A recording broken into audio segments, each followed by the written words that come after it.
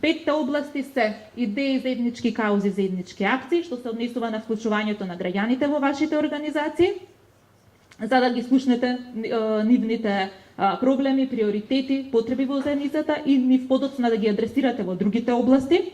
Имам пример.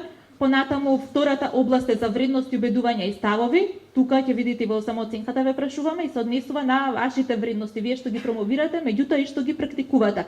Односно, при самооценката, ако цените дека не сте доволно транспарентни, меѓутоа не сте доволно зашто сте немале средства, можеби да го објавите вашиот извештај или да направите отворени денови за сограѓаните, еве сега можно со институционалниот грант тоа да го направите. Исто така за доброто управување во самите организации, ние навистина имаме примери каде што ова што се смеевме пред малку нели за овластеното лице не е потпишано и така натаму, кај што имаат интерни проблеми, многу произлегуваат од самото практикување вредности и транспарентност натрешна во организацијата. Тука во пријавата со втората област, патоказите и активностите, можете сето тоа да го адресирате. Подобрување на вашата структура, например, на статутот, поделба на извршни и управни функции и слично.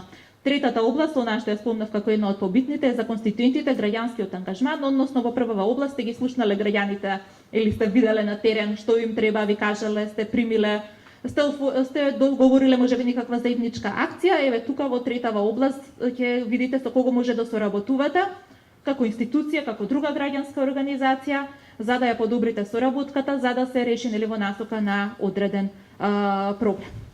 И иако пред малку реков, институционалниот грант не е само за зајакнување на организацијата од аспект на канцеларија и слично, сепак без некои предуслови или основни услови за работа не би можеле да ги правиме овие работи, барем не на тој начин и во толкав обем.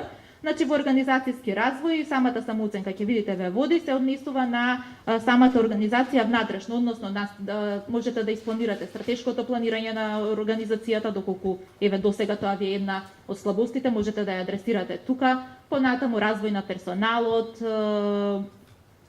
преку обуки или други поиновативни начини за учење и други активности и патокази.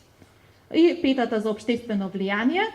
Еве еден пример, ако во првата област веќе реков сте ги слушнале потребите на граѓаните, во третата видовте со кого ќе соработувате и веќе остваривте соработка за да ги решите, самата акција веројатно ќе ја спланирате во петата област каде што треба да остварите влијание, односно да го решите проблемот кој што постои во општеството, во заедницата или да подобрите, да зајакнете одредена свест за животна, почиста животна средина или слично.